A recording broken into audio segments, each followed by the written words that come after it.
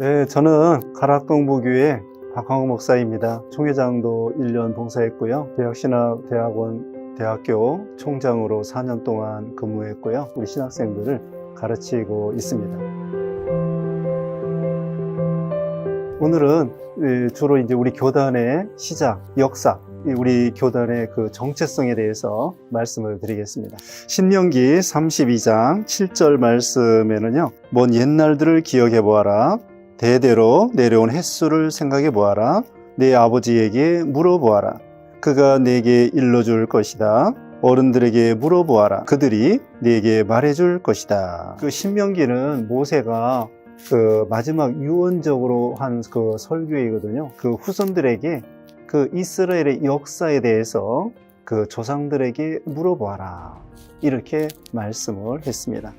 그러므로 역사가 참 중요합니다.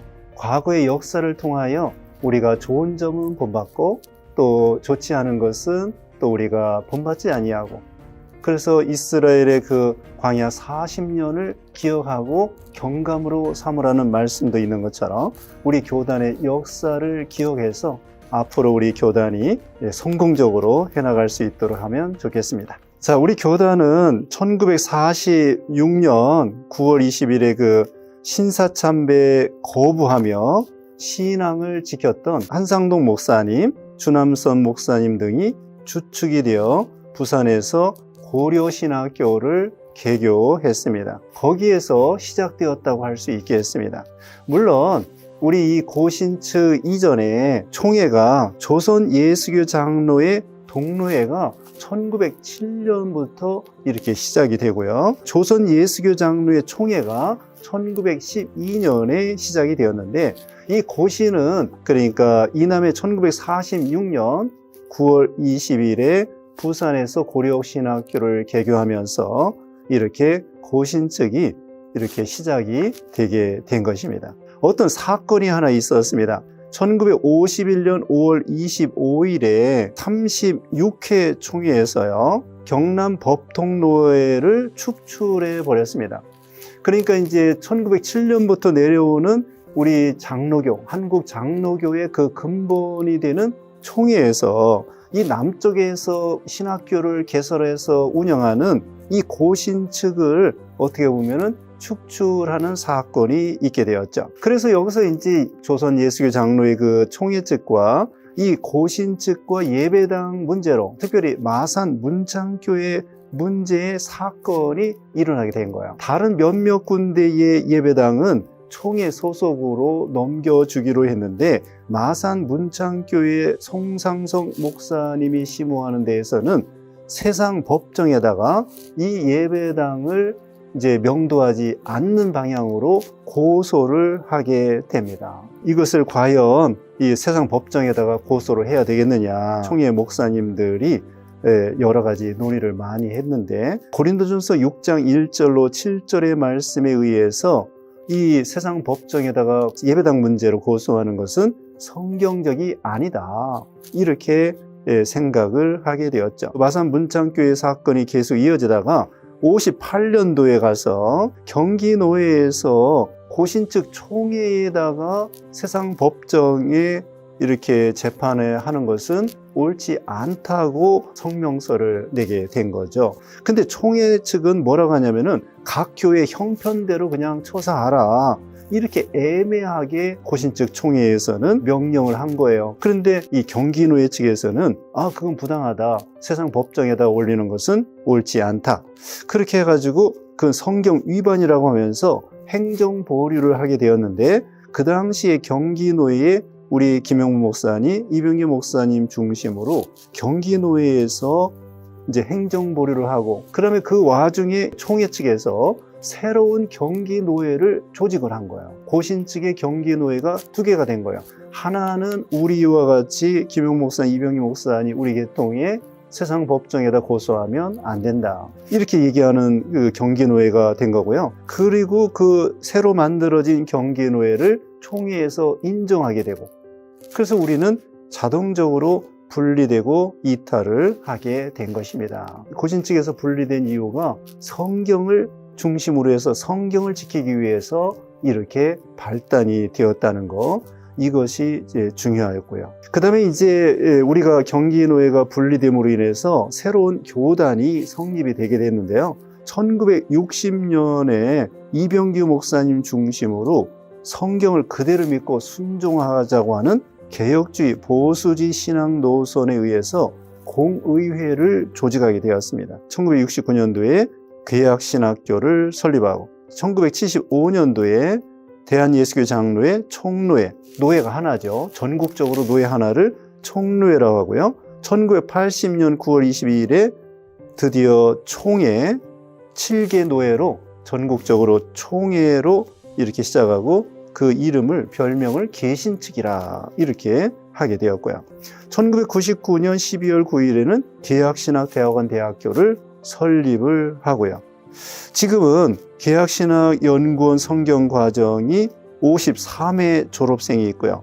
신학연구과정으로 30회 졸업생을 이렇게 배출하게 되었습니다. 자, 우리의 이 뿌리를 볼 때에 고신 측은 신사참배 반대하다가 투옥되었다가 나왔던 이런 계통의 신앙이라는 것. 그래서 지금도 우리 교계적으로는 고신 측을 보수라고 하는데 우리는 거기에서 더 나아가서 더 성경적인 교단이라고 할 수 있겠습니다. 그래서 우리 이병규 목사님이 계신 측의 교단에 앞장서서 설립을 하게 되었는데요. 우리 이병규 목사님은 고신 측 7회 졸업생인데요. 박윤선 목사님, 또 김영범 목사님 이런 분들에게 성경을 배우고 진리를 배우고 나왔던 것이죠. 지금 우리 교단의 현재 상황은요, 국내에 11개 노회가 있고 미주 노회가 있고 우즈베키스탄 노회가 있고요. 한국 내에 약 130개 교회로 구성된 그런 우리 교단입니다. 그런데도 불구하고 우리가 여러 나라에 선교를 하고 있어요. 미국, 캐나다, 호주, 일본, 인도네시아, 탄자니아, 짐바브웨, 니카라구아, 브라질 이런 데 우리가 선교를 적극적으로 하고 있고요. 그리고 중국, 러시아, 카자흐스탄, 우즈베키스탄, 우크라이나 이런 북방 선교회, 이병규 목사님 때부터 북방 선교회 우리가 힘써 선교를 하게 되었습니다. 그래서 우리 신앙 노선은 개혁주의, 장로교 칼빈주의죠. 그 다음에 보수주의, 복음주의를 지향하고요. 성경은 정확무한 하나님의 말씀으로 우리 신앙과 행위의 유일한 표준으로 믿는다. 그리고 성경의 축자 영감과 유기적 영감을 믿고요. 웨스트민스터 신앙고백서와 대소요리 문답이 성경의 가르침에 가장 충실한 것으로 우리는 믿고 있습니다. 그래서 우리 이병규 목사님이 이기선 목사님, 김윤 목사님, 김현봉 목사님을 통하여 배우고 1953년도에 명륜교회를 개척하고 1965년도에는 창광교회를 개척하신 것이죠. 우리 교단은 이와 같이 성경 중심의 그런 교회라고 할 수 있고 성경 배우는 데 있어서는 우리 개혁신학교 와서 배워야 된다. 이렇게 교계적으로도 알려지고 있죠. 이병규 목사님은 신구약 성경을 전체를 강해서를 했어요. 국내적으로 이렇게 전권을 강해서로 또는 주석으로 낸 분이 뭐 몇 분 안 되는 거예요. 이병규 목사님이 창세기서부터 교환계시록까지 강해서를 냈다고 하는 것은 참 이게 대단한 것이죠. 지금도 우리 목회자들은 이병규 목사님 강해서를 꼭 설교할 때에 참조하고 은혜 받은 말씀을 기억하여 성도들에게 또 영의 양식으로 증거하고 가르치고 있죠. 또 우리는 참 이 기도 중심의 신학이라고 할 수 있습니다. 목회자들이 수요일 날 예배 준비를 위해서 산에 가서 또 기도원에서 기도하고요. 금요일 날 밤에 또 기도원에 가서 토요일까지 기도하고 성경 연구하고 이 기도를 힘써해서 하나님이 주시는 능력과 지혜를 가지고 영감을 가지고 이 설교를 할 수 있도록 그렇게 강조하고 있죠. 그리고 이 신학생들이나 목회자들에게 규칙이 있는데 하루에 2시간 이상씩 기도하고 성경을 하루에 10장 이상씩 매일 읽으라는 거예요. 1년이면 성경을 3번 읽을 수가 있습니다. 그래서 목회자들이 기도하고 성경 힘써 보고 이러면서 목회를 하도록 한 것이죠. 그러면 우리 교리적으로 교단에서 주장하는 가장 핵심적인 건 뭐냐면요, 구원을 이루어 나간다는 것입니다. 예수님을 믿음으로 구원받아요. 근데 이 믿음으로 구원받은 것으로 끝나는 것이 아니라 구원을 이루어 나가라. 다른 말로 예수님을 닮아가라는 것이고요. 믿음이 자라나야 된다는 거예요. 그 영이 자라난다는 것은 부피가 자라난다는 것이 아니라 그 성품이, 예를 들면 사랑이 자라나고 능력이 자라나고 온유와 겸손이 자라나고 그 인내가 자라나고, 그걸 말하는 거예요. 예수님이 온유하고 겸손하셨다고 했는데 그 예수님이 온유하고 겸손하신 모습을 닮아간다는 것이죠. 그게 우리의 신학의 중심이라고 할 수 있습니다. 그리고 우리는 전천년설을 믿습니다. 전천년설이라고 하는 것은 천년왕국 전에 예수님이 재림한다고 주장합니다. 요한계시록 20장 1절 이하에 의해서 천년왕국 전에 예수님이 재림하는 거, 다시 말하면 예수님이 재림한 다음에 천년왕국이 있는 거예요. 그리고 천년왕국 후에는 영원한 천국이 있는 것입니다. 또 우리는 청교도적인 신앙입니다. 경건신앙이죠.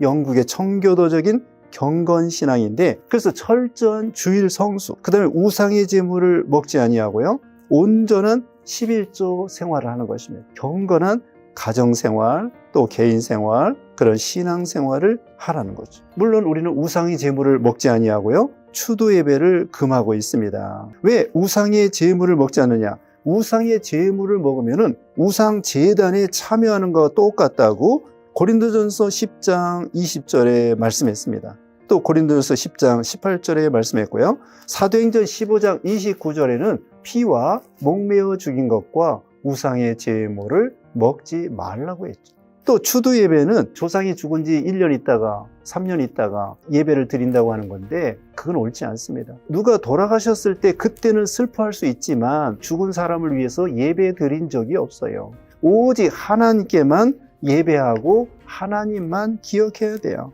특별히 요즘에 세속주의가 횡행하는 이때가 됐습니다. 세상 잘못된 문화, 이런 사상들, 또 요즘에 동성연애, 동성애 많은 지금 교계적인 이슈가 되고 있는데, 우리는 동성애, 동성연애 이거 잘못됐다고 우리는 비판하지 않습니까? 우리는 큰 교단은 아니지만 진리를 파수하고 진리를 전파하고 하나님을 기쁘게 드리는 교단이라고 자부할 수 있겠습니다.